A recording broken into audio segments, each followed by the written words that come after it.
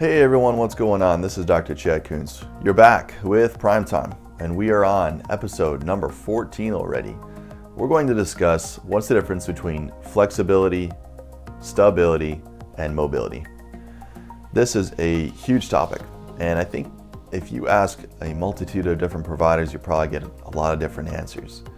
The reason that this is so prudent is because it's literally integrated in everything, whether it's a clinical concept behind the way you're stretching, whether it's a clinical reasoning or rationale for the type of exercise you're trying to do to get out of pain.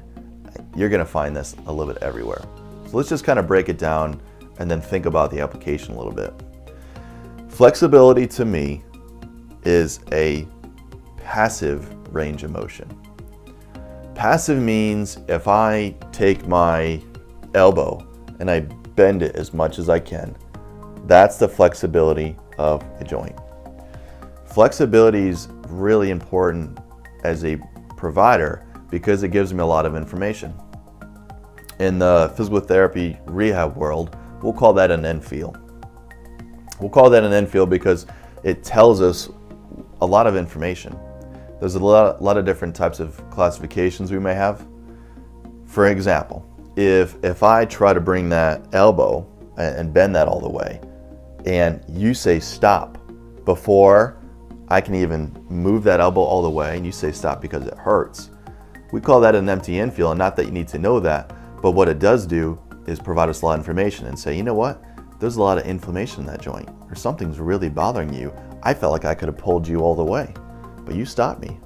Or perhaps assessing the flexibility of that joint, I can push you all the way and it's got a nice firm end feel, the joints are approximating appropriately, that feels great, you've got great flexibility in that joint. So that's a little bit about flexibility. What about stability? Well, hopefully stability is a little bit more of a common ground answer, a little bit of an easier answer to decipher. Stability just means that you're able to have a nice co-contraction around that joint and it's able to tolerate force appropriately, and you're able to do that without creating any more pain, and it's able to handle a sum of force or load through the joint. And stability, just a little bit of a quick side note, is probably one of the most important features that we need that is often undernourished. I think a lot of times we're trying to stretch quicker than we are to stabilize. And then there's mobility. I like to think of mobility as a sum of both flexibility and stability. For example, when you're trying to get that shoulder into that full range of motion at the top of shoulder flexion, it needs to have great mobility. Because not only should I be able to have passively taken that shoulder joint up into that full range of motion, but I also need to be able to challenge its stability at that end range. And if you get both parts equated and working together, I think that's what yields beautiful range of motion. Now, certain different types of thought processes will say that certain joints need one or the other. Maybe they'll say shoulders need great flexibility, thoracic spine needs great flexibility, lumbar spine needs great stability, etc. In my clinical experience, I don't think it's that easy. I don't think it has to be brought down to that level of dichotomy. I don't think it has to be one or the other.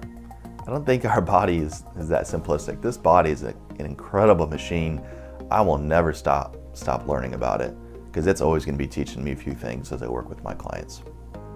Let's take a squat, for example. I think at the end of the day, you have to have this beautiful harmonious balance of mobility interspersed throughout the entire body. That takes into account that you have had requisite flexibility and that you've done some stability training to help you get into that range of motion.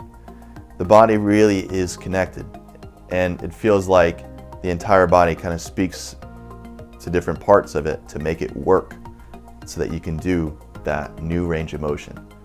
We don't often think about it, but in that squat, heck, even parts of your shoulder blade, some completely non-irrelevant muscles up there, are playing a role.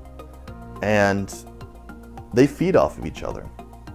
So in that squat, whatever work that your ankle's not doing, your knee's gonna try to make up for it. If that can't do it, your hip tries to make up for it. If that can't do it, your low back tries to do it. And it kind of speaks to itself all the way up, all the way through. So at the end of the day, I look to improve optimal mobility almost anywhere and everywhere I can.